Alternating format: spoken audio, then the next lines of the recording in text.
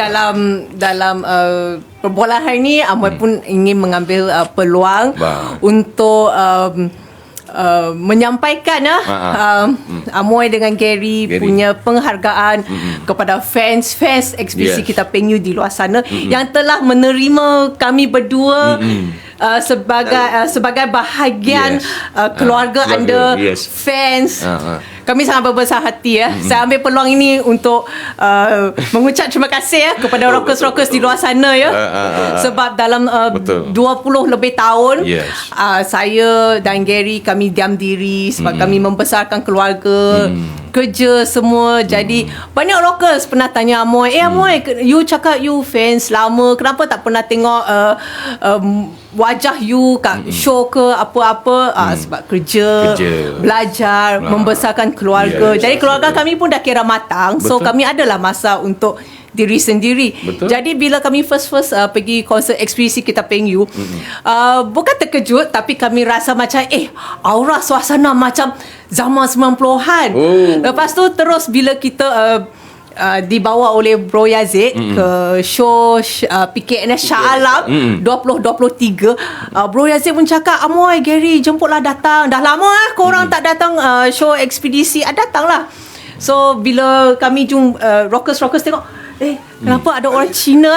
Terus saja diorang cakap, selamat datang, ada orang Cina, selamat datang. Diorang terus membuat kita rasa diterima. Betul.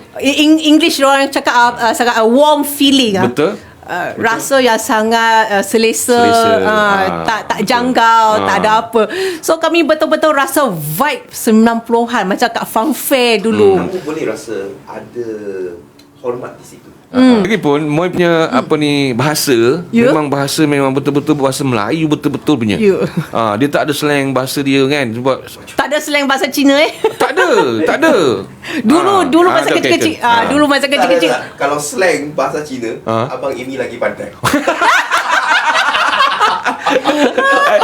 Main drum tu. Abang Amy boleh lagi pandai kan buat. Dulu ada orang pernah cakap dengan saya, Amy kalau saya tutup mata, saya dengar you cakap, macam orang Melayu lah, tapi tengok buka mata, orang Cina. Ya, betul. Ya, sebab kami berdua dari sekolah rendah kebangsaan, sekolah menengah pun kebangsaan. Untuk kawan-kawan di luar sana, Amoy, you boleh cakap Cina Amoy, ni cepat apa? Kamu dah makan pagi apa abang? Dia lupa lah pak tu.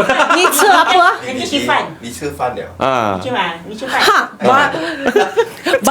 Banyak fans Melayu ingat saya Cina. Diorang tulis komen dalam bahasa Cina. Amoy, you tahu baca? Amoy, ini maksud apa? Saya cakap terus derang. Amoy tak tahu cakap bahasa Cina. Amoy tak tahu Cina. Mungkin ada orang Melayu lebih fasih, lebih terror dari Amoy dalam bahasa Cina. Ya, betul. Ada. Saya tak malu untuk mengaku. Saya betul tak reti baca. Saya tak reti cakap.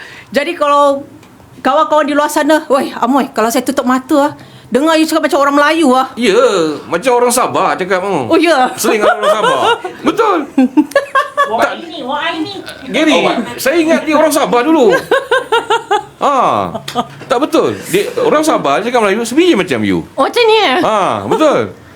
Tapi bila orang kata macam bahasa Melayu tu, dia boleh macam sebutan dia jelas tau.